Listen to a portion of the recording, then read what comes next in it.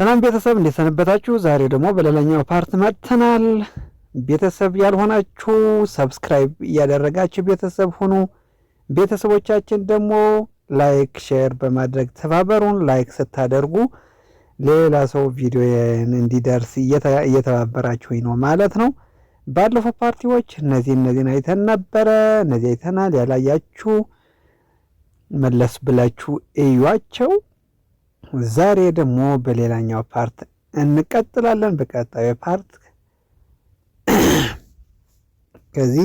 ከጀ እንጀምራለን። ባለፈው ወጀምረን ተምረን ነበር። ዛሬ ደግሞ ከጀ እንጀምራለን። ዳይ ወደ ትምህርቱ ጀ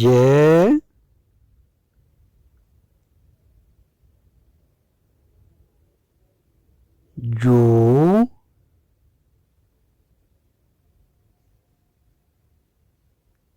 ጂ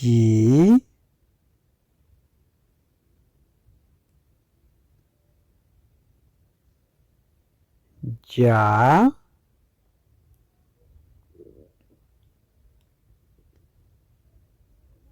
ጄ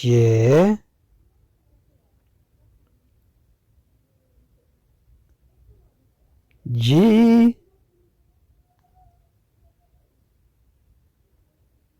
ጆ ባለፈው ፓርት ደ ተምረን ነበረችን።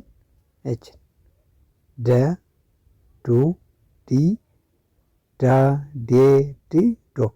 እችን ደ በደንብ ይዛችኋት ከሆነ ዛሬውን ጄ ቆብ ሰቅላ ስትመጣ ባለፈው ተ ቆብ ሰቅላ ስትመጣ ቸ ትሆናለች ብለናል። ሰ ቆብ ሰቅላ ስትመጣ ሸ ትሆናለች እንዳልነው ሁሉ ዛሬ ደ ደግሞ አናቷ ላይ ቆብ አድርጋ ስትመጣ ጀ ትሆናለች ማለት ነው። ደ ቆብ ስትሰቅል ደግሞ ጀ ትሆናለች ማለት ነው። ልክ ንያት ቆብ ስለጨመረች ብቻ ነው ስሟን የቀየረች እንጂ ደ ነች ራሷ። የአናት አይነቷን ብናነሳላት ደ ራሷ ትሆናለች ማለት ነው። ደ ግዕዝ፣ ዱ ካዕብ፣ ጀ ግዕዝ፣ ጁ ካዕብ፣ ጂ ሳልስ፣ ጃ ራብዕ፣ ጀ ሐምስ፣ ጂ ሳድስ፣ ጆ ሳብዕ። ጀ እቺ ደ አናቷ ላይ ቆብ ሰቅላ ስትመጣ ጀ ትሆናለች። ደ ካወቃችሁ ጀ አያስቸግራችሁም። ጁ ደግሞ እዩት በቀኝ እግሯ ላይ መጥማት ወይም ደግሞ ወጣም ቺን ጨረት አለቻት ማለት ነው። እዚች ጋ ጂ ደግሞ ከእግሯ ሳይሆን ከእግሯ ነች። ከእግሯ ጫማ አድርጋ ስትመጣ ጂ ትሆናለች። ጃ ደግሞ የግራ እግሯ አጭር ወይም ደግሞ አንካስ ስትሆን ጃ ትሆናለች ማለት ነው። ጄ ደግሞ ጄ ሐምስ ደግሞ በቀኝ እግሯ ቀለበት አድርጋ ስትመጣ ሲ እቺ ወዚህ ጨረት ነበረቻት ከስሯ እቺ ቀለበት ሆና ትመጣለች ማለት ነው። ጂ ደግሞ ከክቡ ላይ አናቷ ላይ ከክቡ በቀኝ በኩል እንዲህ ጨረት አላት ደግሞ ወጣም አላት ማለት ነው። ጆ ደግሞ ቀኝ እግሯ አጭር ነው ማለት ነው። ጃ ግራ እግሯ አጭር ሲሆን ጆ ደግሞ ቀኝ እግሯ አጭር ነው። በእንግሊዝኛ ደግሞ ጄ ኢ ጄ ጄ ዩ ጁ ጄ አይ ጂ ጄ ኤ ጃ JIA ጄ ጄ ጂ JO ጆ ማለት ነው። ቀጣዩ ደግሞ ገ ይባላል። አሁን ጀበና ምናምን በሚለው ስም ስያሜ በመስጠት በቀላሉ ልታስታውሱት። ገ ደግሞ ገሪማ፣ ገሬ፣ ገብረ ሕይወት፣ ገሊላ ብዙ ስሞችን አድርጋችሁ መያዝ ትችላላችሁ እናንተ በቀላሉ በምታስታውሱት መንገድ ማለት ነው። ገ ደግሞ እቺ ሕይወት ቀጥ ያለች ካናቷ ላይ እንዲህ ያለቻት ማለት ነው። ጨረት አላት። ወይም ደግሞ ከዘራ የምታውቁ ከሆነ ኦልሞስት ወደ ከዘራ አይነት ነገር አላት ማለት ነው። ገ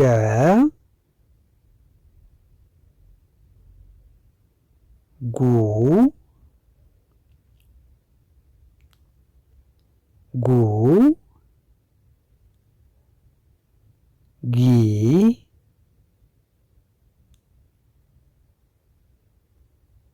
ጋ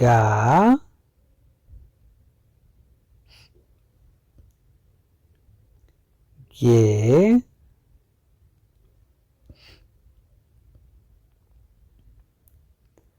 ጊ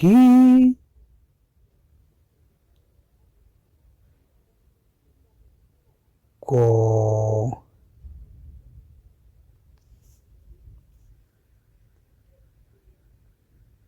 ገ ግዕዝ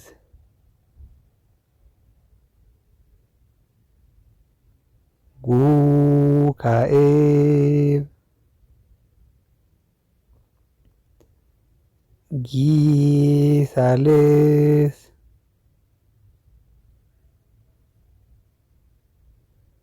ጋ ራብዕ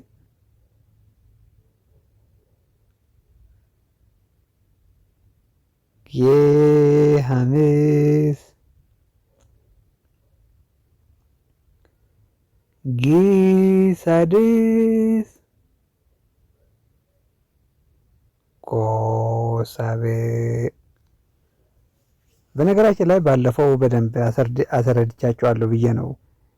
ግዕዝ ስንል መጀመሪያ፣ ካዕብ ስንል ደግሞ ሁለተኛ፣ ሳልስ ስንል ሶስተኛ፣ ራብዕ ስንል አራተኛ፣ ሐምስ ስንል አምስተኛ፣ ሳድስ ስንል ስድስተኛ፣ ሳብዕ ስንል ደግሞ ሰባተኛ ማለታችን ነው።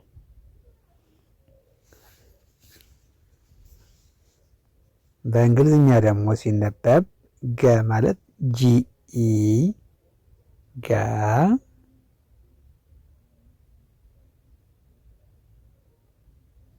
ጂዩ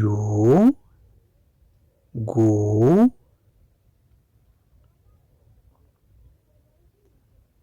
ጉ ጂአይ ጊ፣ ጂኤ ጋ፣ ጂአይኢ ጌ፣ ጂ ግ፣ ጂኦ ጎ። ገ እቺ ከዘራ ወይም ደግሞ እንዲህ ብትር ነገር መያዣ ላይ መያዣ ያለው በትር ትመስላለች። ጉ ከጎኗ ጨረት አላት። ጊ ደግሞ ከእግሯ ጨረት አላት። ጋ ደግሞ ር የምታውቋት ከሆነ ር ፊቷ መልሳ ስትመጣ ማለት ነው። ይችን ትንሽ ረዘም ትላለች። ር ፊቷ ዙራ ስትመጣ ጋ ትሆናለች ማለት ነው። ጌ ደግሞ ቀለበት ከእግሯ ቀለበት አላት። ጊ ደግሞ ቀለበቷ አናቷ ላይ ሲሆን ጌ ትሆናለች ማለት ነው። ጌ እግሯ ላይ ነው። ጌ ደግሞ አናቷ ላይ ቀለበት ሲኖራት ማለት ነው። ጎ ደግሞ አናቷ ላይ ጨረት ወደ ላይ ሲኖራት አናቷ ላይ ጎ ትሆናለች ማለት ነው።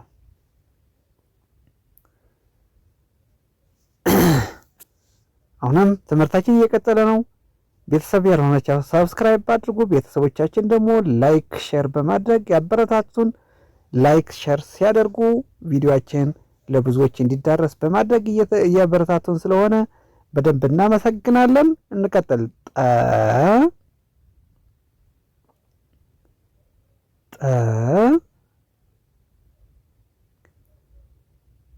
ጡ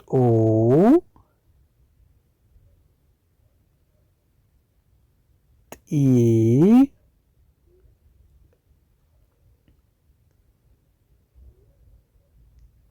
ጣ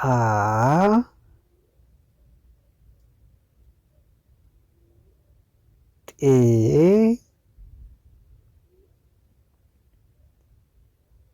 ጥ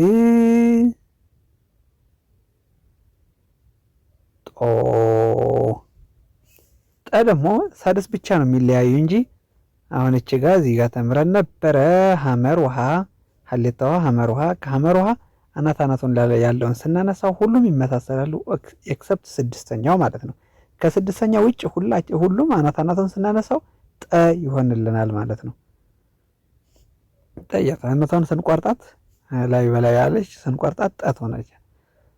ሐመር ውሃ አናቱን ላይ ስናነሳለት ጠ ይሆናል ማለት ነው።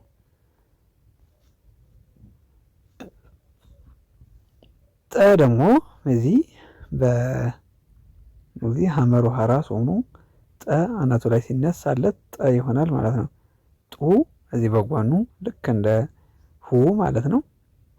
ጢ ልክ እንደ ሂ ስሯ ላይ አናቱ ላይ ስለሌለበት ብቻ ማለት ነው። ጣ ደግሞ ሁለቱም የግራ እግሩ አንካስ ወይም ደግሞ አጭር። ጤ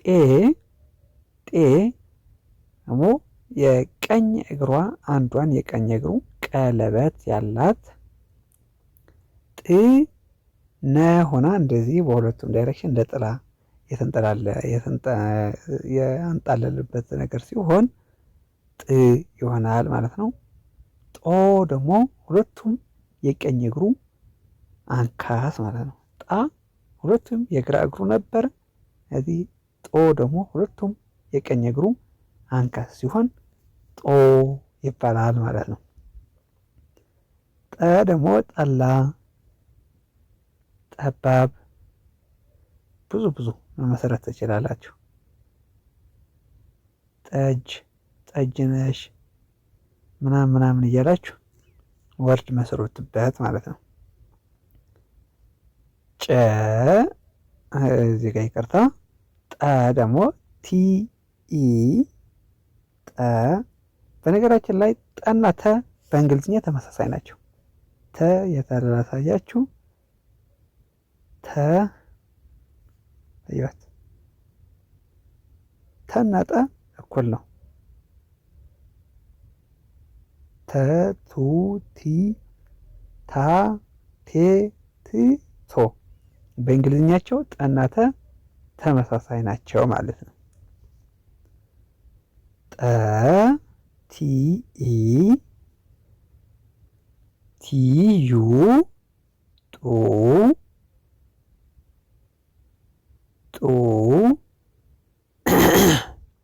ሶሪ ቲ አይ ጢ ቲ ኤ ጣ ቲ አይ ኢ ጤ ቲ ጥ ቲ ኦ ጦ ማለት ነው። ጠና ተ እዚህ በዚህ አጋጣሚ እንግሊዝኛቸውን ተመሳሳይ ናቸው። ጠና ተ ማለት ነው። ጨ ደግሞ አሁን እችን ጠ ከእግሯቸው ሁሉም እግሩን ቀለበት አድርጎ ሲመጣ ጨ ይሆናል ማለት ነው። ጭያት ቀለበት ስላደረገች ጠ ጨ ሆነች ማለት ነው። ቅድም ጠ ከየት መጣች? ከሐመር ውሃ ያናቷን ላይ ስናነሳለት ጠ ትሆናለች ብለናል። አሁን ደግሞ ቀለበት አድርገን ስናመጣት ጨ ትሆናለች። ጨ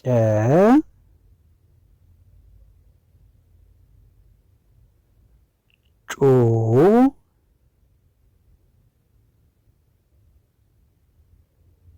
ጪ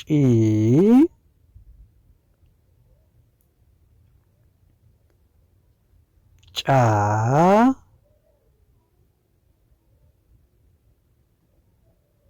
ጬ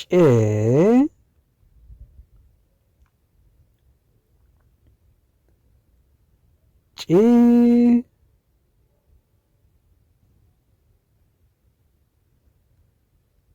ጮ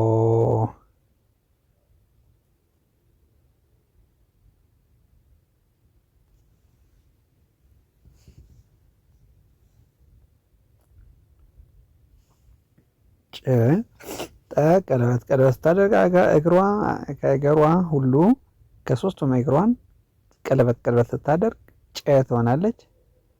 ከዛ በጎኗ ጨረት ሲኖራት ጩ ትሆናለች።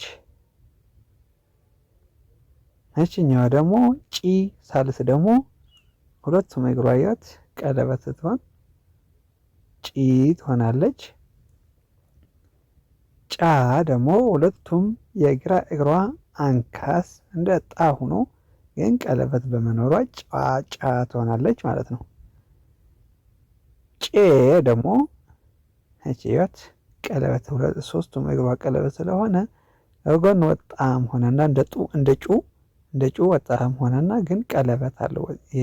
ጨረቱ ቀለበት አላት ማለት ነው። እቺ ጬ ሐምስ ጪ እንደ ጥ ሆና ግን ሶስቱም እግሩ ቀለበት አለው። ጮ ደግሞ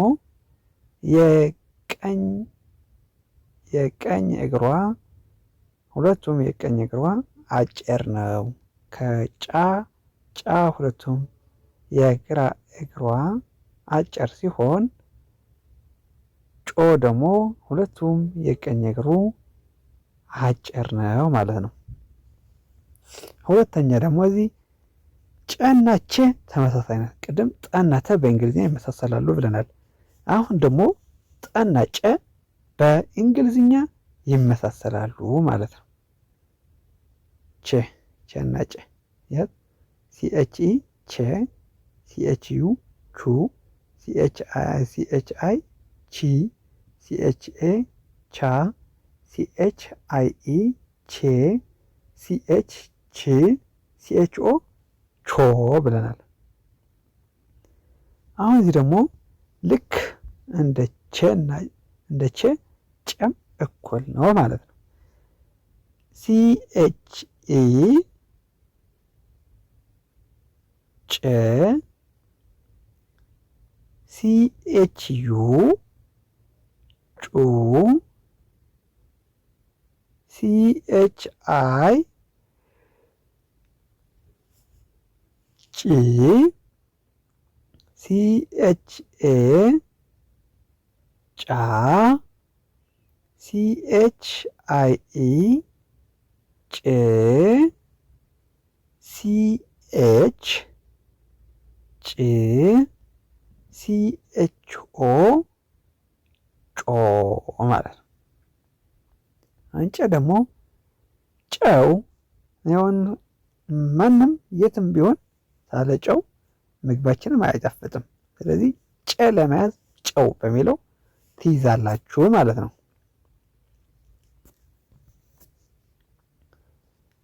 ከዛ ጰ እንቀጥል።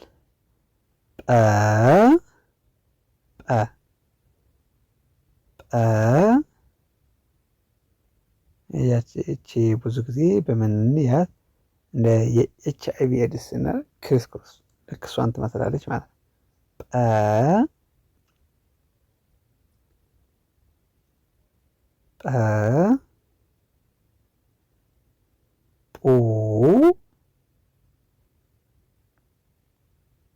ጲ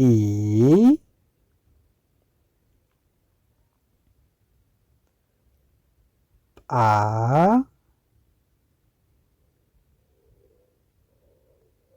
ኤ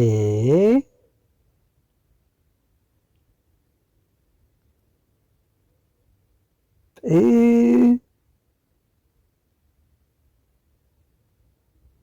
ጶ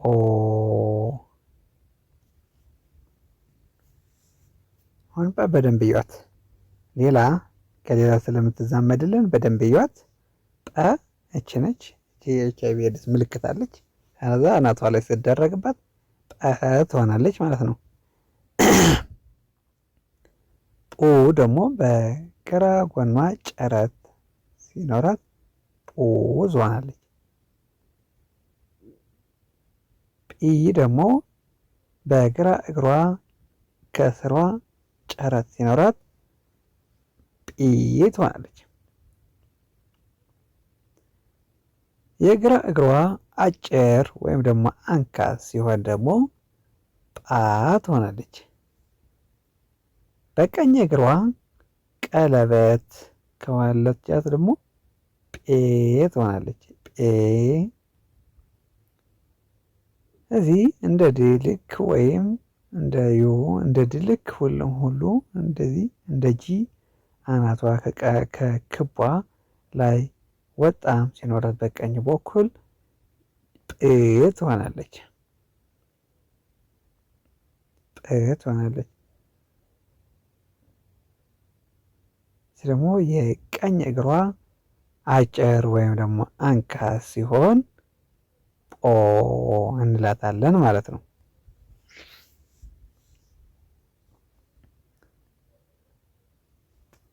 ፒኢ ጰ ማለት ፒኢ ጰ ፒኢ ጰ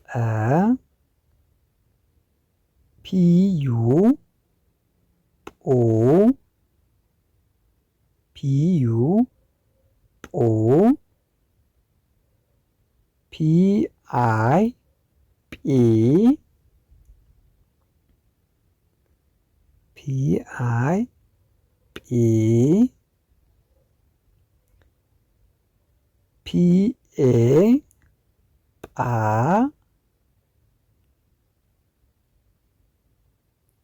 ፒአይኢ ጴ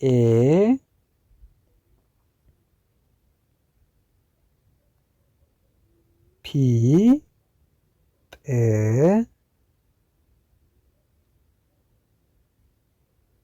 ፒኦ ጶ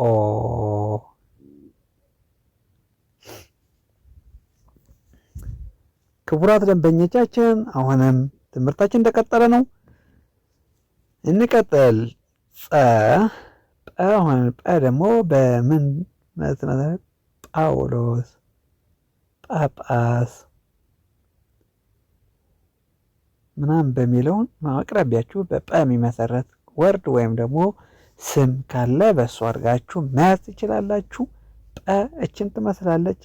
ጰ ደግሞ አናቷን እችን ወደ ላይ ወጣም ያለቻትን ወይ ጨረቷን የላይኛዋ ጨረት ስናነሳት ምን ትሆናለች? ጸ ጸ በነገራችን ላይ ሁለት አይነት ጸ አሉ። አንዱ ክቡ ቀጣይ እናየዋለን፣ ከቀጣይ ፔጅ እናየዋለን። አንዱ ደግሞ ይሄኛው ጸ ማለት ነው። ጸ እቺ ጰ አናቷ ላይ ተነስታ ስትነሳ ጸ ትሆናለች ማለት ነው። ጸ ጹ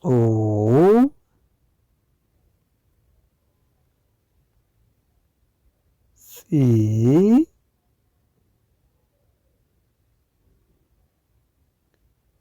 ጺ ጻ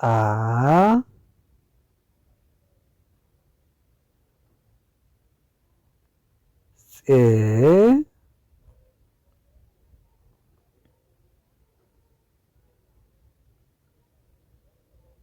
ጽ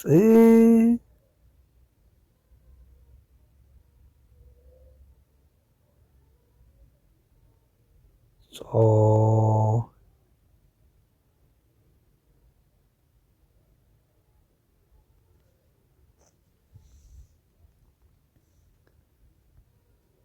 ጸ አናቷን ስትነሳ ጨረቷ በላይ ያለችዋን ጨረት ስትነሳ ጸ ትሆናለች ብለናል። ጸ ደግሞ ጸጋዬ፣ ጸጋ፣ ጽላል ምናምን በሚለውን ነገር ያዙት። ጹ ደግሞ በቀኝ በኩል ጨረት አላት። ጹ ጺ ደግሞ እዚህ በቀኝ እግሯ ላይ ጨረት አላት ከስር ማለት ነው። ጻ ደግሞ ጻ የግራ እግሯ አንካስ ወይም ደግሞ አጭር ስትሆን ጻ ትሆናለች። ፄ ደግሞ የቀኝ እግሯ ቀለበት ሲኖረው በቀኝ እግሯ ቀለበት ሲኖረው ፄ ትሆናለች። ፅ ደግሞ እንደ ጵ ልክ አናቷ ላይ ከአናቷ ከክቡ ላይ በቀኝ በኩል ወጣም ሲኖራት ወይም ደግሞ ጨረት ሲኖራት ፅ እንላታለን። የቀኝ እግሯ አጭር ወይም ደግሞ አንካስ ስትሆን ደግሞ ጾ እንላታለን ማለት ነው። በእንግሊዝኛ ሲነበብ ጸ ማለት TSE ጸ TSU ጹ TSI ጺ TSA ጻ TSIE ፄ TS ፅ TSO ጾ ማለት ነው። አሁን ደግሞ እንደተለመደው የግዕዝ ከአብሳልስ ራብዕ ሐምሳልስ ሳብዕ ያላቸውን ወደ ታች ወደ ላይ ያለን እናያቸዋለን። ደንብ እዩዋቸው። ምልክታቸው አንድ አይነት የሚያደርጋቸው አለ። ካዕብ ሁሉ ግዕዝ ምንም አይነት ምልክት የለውም። የመጀመሪያ በደንብ መያዝ ይጠበቅባቸዋል። ከዛ በኋላ ካዕብ ሁላቸውን በጎናቸው ጨረት ጨረት ጨረት ጨረት ጨረት ጨረት አላቸው ማለት ነው። በጎናቸው በቀኝ በኩል ጨረት ጨረት ጨረት ጨረት አላቸው ማለት ነው። ሁላቸውን አንድ ያደርጋቸዋል። አንድ የመጀመሪያው ዘሩ ከያዛችሁ ከዛ በኋላ ያለውን ምልክቱ ኦልሞስት የሁላቸው ተመሳሳይ አይነት ምልክት ስላላቸው በጎን ወጣም ወይም ደግሞ ጨረት ሲኖራት ካዕብ ነች ወይም ሁለተኛ ነው ማለት ነው። ጺ ወይ ሳልስ ደግሞ ከእግራቸው ጨረት ጨረት ጨረት ይኖራቸው ከእግራቸው ከስሩ በቀኝ በኩል ጨረት ጨረት ያላቸው ይሆናሉ። ጲዋት ጪ ጢ ጊ ጂ ሁላቸውም በቀኝ እግራቸው ከስር ጨረት ጨረት ሳላቸው ጨረት ጨረት ካላቸው እነዚህ ሳልስ ናቸው ማለት ነው። አሁን ደግሞ የግራ እግራቸው አንካስ የሆነ አንዳንድ ይቅርታ አንዳንድ በሱ ማይገዙ ሊኖሩ ይችላሉ። እንደ ጋ ለምሳሌ ጋ ር ፊቷ ዙራ ስትመጣ ጋ ትሆናለች ብለናል። ቀሪዎቻቸው ቀኝ እግራቸው አንዱም ወይ ሁለቱም ግራ እግራቸው አንዱም ወይ ሁለቱም አጭር ሲሆን ራብዕ ነው። ራብዕ ህይወት ጃ ጣ ጫ ጳ ጻ። አሁን በቀላሉ የአብዛኞቻቸው በግራ እግራቸው አጭር ከሆነ ራብዕ ነው ወይም ደግሞ አራተኛ ነው ማለት ነው። የመጀመሪያው ዘሩ ካወቃችሁት አራተኛ ነው። አምስተኛ ደግሞ ሁላቸውም ከእግራቸው ላይ ቀለበት ቀለበት ቀለበት አለው ማለት ነው። ቀለበት ፄ ጴ ጨ ጨዩት ከእግሯ አይደለችም ቀለበት ወይ ጨ ግን ወጣም ሆና ከእግሯ የተፈጥሮ አይን ራሷ ቀለበት ስለሆነ ወጣም ሆና ከወጣሟ ግን ቀለበት አላት ማለት ነው። ጤ ጌ ጄ። ሳድሶች ወይ ካናታቸው በቀኝ በኩል ወጣም አላቸው ወይም ደግሞ ዘማም ወይ ክርክራት ነገር አላቸው ማለት ነው። ጄ ግ ገየት አናቷ ላይ ቀለበት አላት። ጥ ጭት እንደዚህ ሆና እንደ ጥላ ነገር ሆኖባታለች። ጭ እንደተሆነ ቀለበት አላት። ጵ አናቷ ላይ ይዋል ጽ ሆናለች ማለት ነው። ጾ ደግሞ ሳብኦች ደግሞ ቀኝ እግራቸው ሁለቱም ወይም አንዱም ቀኝ እግራቸው አንካስ ነው ማለት ነው። አንካስ ነው። ጾ ይወት ጾ ጶ ጮ ጦ ጎ ደግሞ እዚያት ጎ ግን አናቷ ላይ ወደ ላይ ጨረታላት ማለት ነው። ጆ አንካሳ። በእንግሊዝኛ ደግሞ የመጀመሪያዎቹ ያስከትላሉ ማለት ነው። ሁላቸው ያስከትላሉ። ሁለተኛው ወይም ደግሞ ከኤብ ደግሞ ዩ ያስከትላሉ ማለት ነው። ሶስተኛ ላይ አይ ያስከትላሉ ሶስተኛዎቹ። አራተኛዎቹ ደግሞ ወይም ደግሞ ራብ ነው ከኤብ ያስከትላል። አምስተኛ አይ ነው የሚያስከትለው። ስድስተኛ ደግሞ ምንም አይነት አናባቢ የሚባል ነገር አያስከትልም። አናባቢዎች የሚባሉ 5 ናቸው። ኤ